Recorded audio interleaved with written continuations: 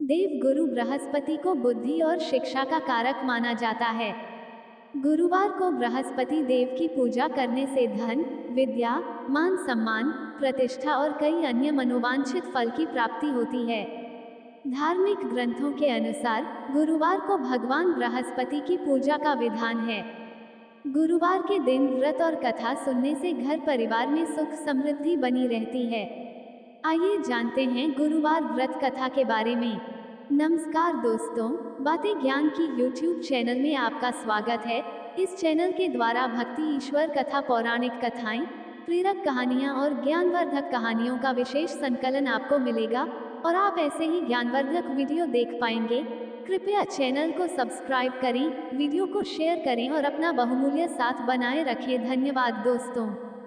जय श्री कृष्णा। राधे राधे।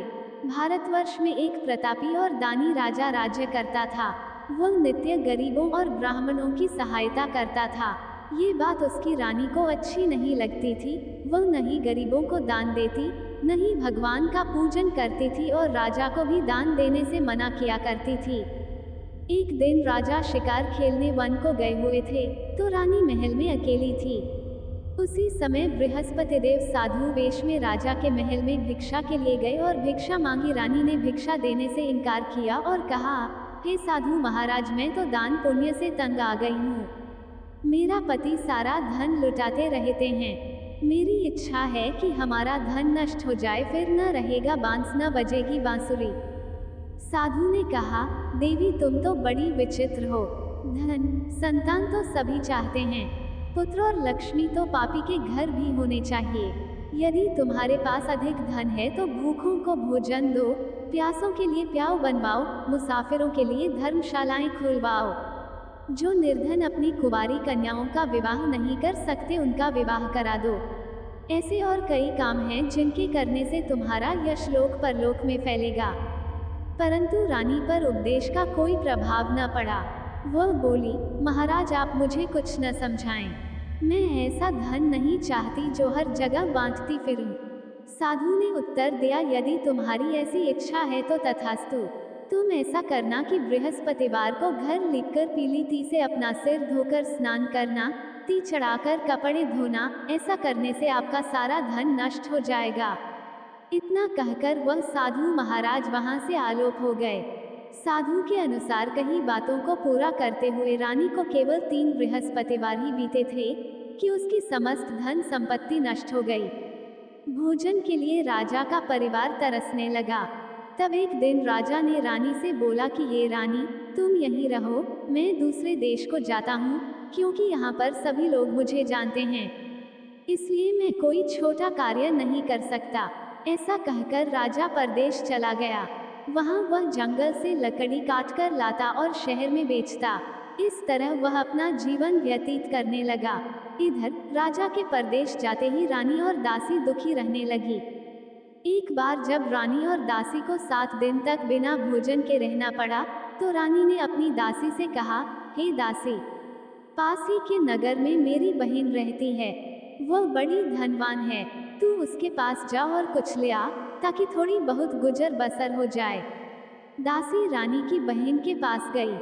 उस दिन गुरुवार था और रानी की बहन उस समय बृहस्पतिवार व्रत की कथा सुन रही थी। दासी ने रानी की बहन को अपनी रानी का संदेश दिया, लेकिन रानी की बड़ी बहन ने कोई उत्तर नहीं दिया। जब दासी को रानी की बहन से कोई उत्तर नहीं मिला तो वह बहुत दुखी हुई और उसे क्रोध भी आया। दासी ने वापस आकर रानी को सारी बात बता दी। सुनकर रानी ने अपने भाग्य को कोसा।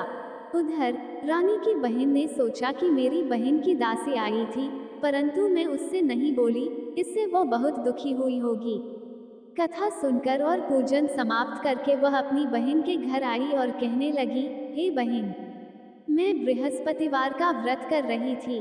तुम्हारी दासी मेरे घर आई थी, परंतु जब तक कथा होती है तब तक न तो उठते हैं और न ही बोलते हैं, इसलिए मैं नहीं बोली। कहो दासी क्यों गई थी? रानी बोली, बहन तुमसे क्या छिपाऊं, हमारे घर में खाने तक को अनाज नहीं था। ऐसा कहते कहते रानी की आंखें भर आई।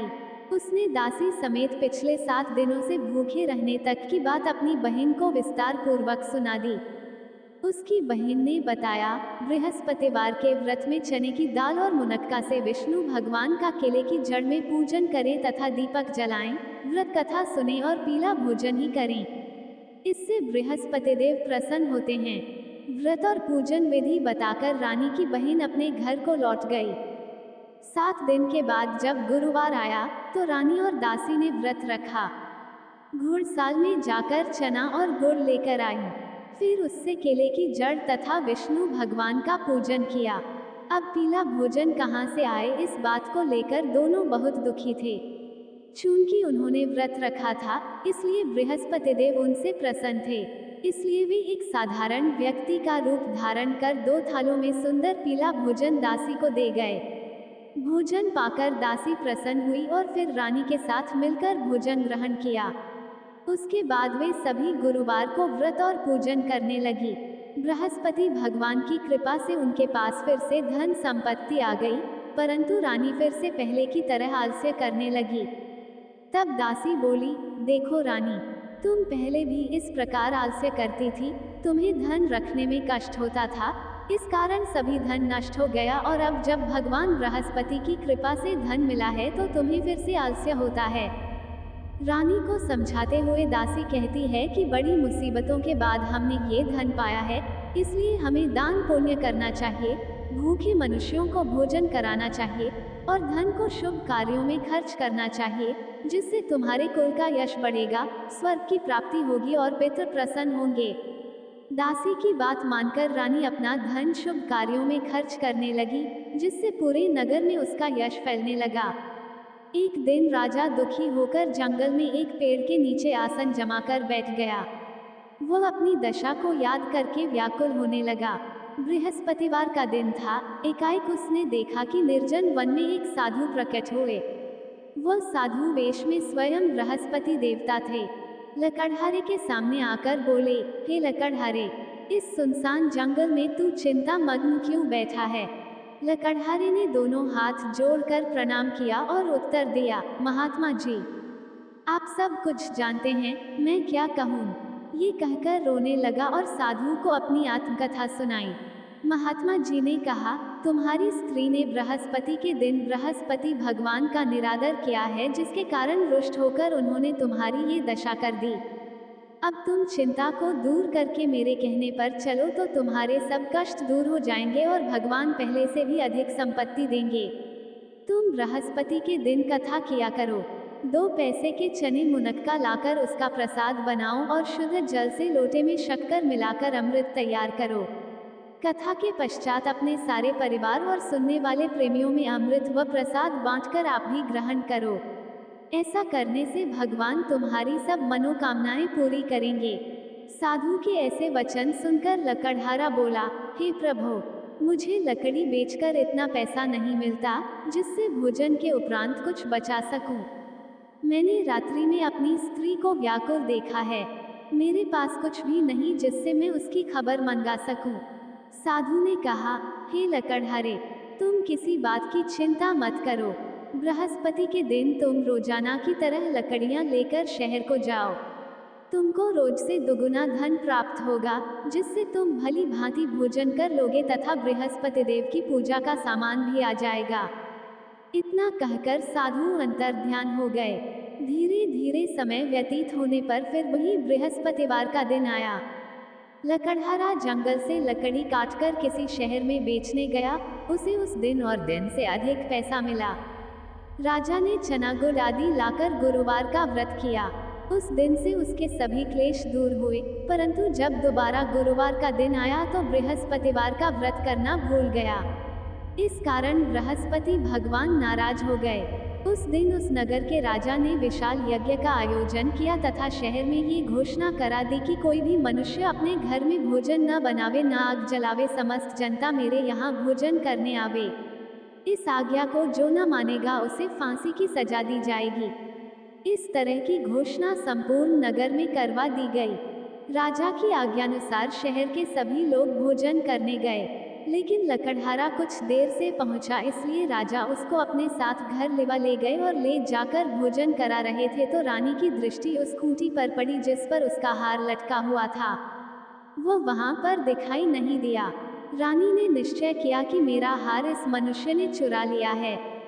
उसी समय सिपाहियों को बुलाकर उसको कारागार में डलवा दिया। जब लकड़हारा कारागार में पड़ गया और बहुत दुखी होकर विचार करने लगा कि न जाने कौन से पूर्व जन्म के कर्म से मुझे ये दुख प्राप्त हुआ है, और उसी साधु को याद करने लगा जो कि जंगल में मिला था। उसी समय तत्काल बृहस्पति देव साधु के रूप में प्रकट हुए और उसकी दशा को देखकर कहने लगे, अरे मूर्ख, तूने बृहस्पति देव की कथा नहीं करी, इस कारण तुझे दुख प्राप्त हुआ है। अब चिंता मत कर, बृहस्पतिवार के दिन कारागार के दरवाजे पर 4 पैसे पड़े मिलेंगे। उनसे तू बृहस्पति देव की पूजा करना, तेरे सभी कष्ट दूर हो जाएंगे।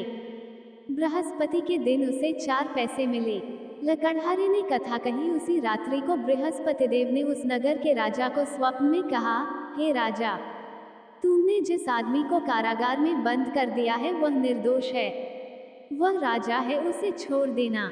रानी का हार उसी खूंटी पर लटका है। अगर तू ऐसा नहीं करेगा तो मैं तेरे राज्य को नष्ट कर दूंगा। इस तरह रात्रि के स्वप्न को देखकर राजा प्रातःकाल उठा और खूंटी पर हार देखकर लकड़हारे को बुलाकर क्षमा मांगी तथा लकड़हारे को योग्य सुंदर वस्त्र आभूषण देकर विदा कर दिया। बृहस्पति देव की आज्ञानुसार लकड़हारा अपने नगर को चल दिया। राजा जब अपने नगर के निकट पहुंचा तो उसे बड़ा आश्चर्य हुआ। नगर में पहले से अधिक बाग, तालाब, कुएं तथा बहुत सी धर्मशाला, मंदिर आदि बन गई हैं। राजा ने पूछा, ये किसका बाग और धर्मशाला हैं? तब नगर के सब लोग कहने लगे, ये सब रानी और बांदी के हैं। तो राजा को आश्चर्य हुआ और गुस्सा भी आया। जब रानी ने ये खबर सुनी कि राजा आ रहे हैं, तो उन्होंने बांदी से कहा कि, हे दासी, देख राजा हमको कितनी बुरी हालत में छोड़ गए थे। हमारी ऐसी हालत देखकर वह लौट न जाएं, इसलिए तू दरवाजे पर खड़ी हो जा। आज्ञानुसार दासी दरवाजे पर खड़ी हो गई। राजा आए तो उन्हें अपने साथ लिवा लाई। तब राजा ने क्रोध करके अपनी रानी से पूछा कि यह धन तुम्हें कैसे प्राप्त हुआ है? तब उन्होंने कहा, हमें ये सब धन बृहस्पति देव के इस व्रत के प्रभाव से प्राप्त हुआ है। राजा ने निश्चय किया कि 7 रोज बाद तो सभी बृहस्पति देव का पूजन करते हैं, परंतु मैं प्रतिदिन दिन में 3 बार कहानी तथा रोज व्रत किया करूंगा। अब हर समय राजा के दुपट्टे में चने की दाल बंधी रहती तथा दिन में 3 बार कहानी कहता।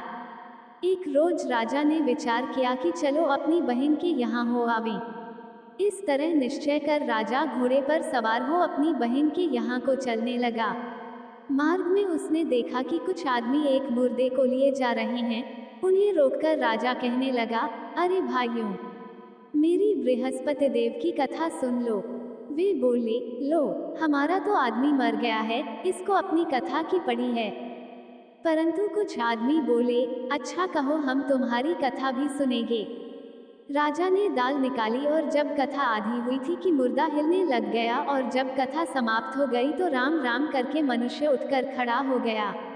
आगे मार्ग में उसे एक किसान खेत में हल चलाता मिला। राजा ने उसे देख और उससे बोले, अरे भैया, तुम मेरी बृहस्पतिवार की कथा सुन लो। किसान बोला, जब तक मैं तेरी कथा सुनूंगा तब तक 4 हरया जोत लूंगा। जा अपनी कथा किसी और को सुनाना। इस तरह राजा आगे चलने लगा। राजा के हटते ही बैल पछाड़ खाकर गिर गए तथा किसान के पेट में बड़ी जोर का दर्द होने लगा। उस समय उसकी माँ रोटी लेकर आई। उसने जब ये देखा तो अपने पुत्र से सब हाल पूछा और बेटे ने सभी हाल कह दिया तो बुढ़िया दौड़ी दौड़ी उस घुड़सवार के पास गई और उससे बोली कि मैं तेरी कथा सुनूंगी, तू अपनी कथा मेरे खेत पर चलकर ही कहना। राजा ने बुढ़िया के खेत पर जाकर कथा कही, जिसके सुनते ही वह बैल उठ खड़ हुए तथा किसान के पेट का दर्द भी बंद हो गया। राजा अपनी बहन के घर पहुंचा। बहन ने भाई की खूब मेहमानी की। दूसरे रोज प्रातःकाल राजा जगा तो वह देखने लगा कि सब लोग भोजन कर रहे हैं। राजा ने अपनी बहन से कहा, ऐसा कोई मनुष्य है जिसने भोजन नहीं किया हो, मेरी बृहस्पतिवार की कथा सुन ले। बहन बोली, हे भैया, ये देश ऐसा ही है कि पहले यहाँ लोग भोजन करते हैं, बाद में अन्य काम करते हैं। अगर कोई पड़ोस में हो तो देख आऊं। वह ऐसा कहकर देखने चली गई, परंतु उसे कोई ऐसा व्यक्ति नहीं मिला जिसने भोजन न किया हो। अतः वह एक कुम्हार के घर गई जिसका लड़का बीमार था। उसे मालूम हुआ कि उनके यहाँ 3 रोज से किसी ने भोजन नहीं किया है। रानी ने अपने भाई की कथा सुनने के लिए कुम्हार से कहा। वह तैयार हो गया। राजा ने जाकर बृहस्पतिवार की कथा कही, जिसको सुनकर उसका लड़का ठीक हो गया। अब तो राजा की प्रशंसा होने लगी। एक रोज राजा ने अपनी बहन से कहा कि ये बहन, हम अपने घर को जाएंगे, तुम भी तैयार हो जाओ। राजा की बहन ने अपनी सास से कहा। सास ने कहा, हाँ चली जा, परंतु अपने लड़कों को मत ले जाना, क्योंकि तेरे भाई के कोई औलाद नहीं है। बहन ने अपने भैया से कहा, हे भैया, मैं तो चलूंगी पर कोई बालक नहीं जाएगा। राजा बोला, जब कोई बालक नहीं चलेगा तब तुम ही क्या करोगी। बड़े दुखी मन से राजा अपने नगर को लौट आया। राजा ने अपनी रानी से कहा, हम निर्वंशी हैं, हमारा मुंह देखने का धर्म नहीं है और कुछ भोजन आदि नहीं किया। रानी बोली, हे प्रभु, बृहस्पति देव ने हमें सब कुछ दिया है, वह हमें औलाद अवश्य देंगे। उसी रात को बृहस्पति देव ने राजा से स्वप्न में कहा, हे राजा उठ, सभी सोच त्याग दे, तेरी रानी गर्भ से है। राजा की यह बात सुनकर बड़ी खुशी हुई। 9वें महीने में उसके गर्भ से एक सुंदर पुत्र पैदा हुआ। तब राजा बोला, हे रानी, स्त्री बिना भोजन के रह सकती है, पर बिना कहे नहीं रह सकती। जब मेरी बहन आवे तो मुझसे कुछ कहना मत। रानी ने सुनकर हाँ कर दिया। जब राजा की बहन ने ये शुभ समाचार सुना तो वह बहुत खुश हुई तथा बधाई लेकर अपने भाई के यहाँ आई। तभी रानी ने कहा, घोड़ा चढ़कर तो नहीं आई, गधा चढ़ी आई। राजा की बहन बोली, भाभी, मैं इस प्रकार न कहती तो तुम्हें औलाद कैसे मिलती। बृहस्पति देव ऐसे ही हैं, जैसी जिसके मन में कामनाएं हैं सभी को पूर्ण करते हैं। जो सद्भावना पूर्वक बृहस्पतिवार का व्रत करता है एवं कथा पता है अथवा सुनता है, दूसरों को सुनाता है, बृहस्पति देव उसकी सभी मनोकामना पूर्ण करते हैं।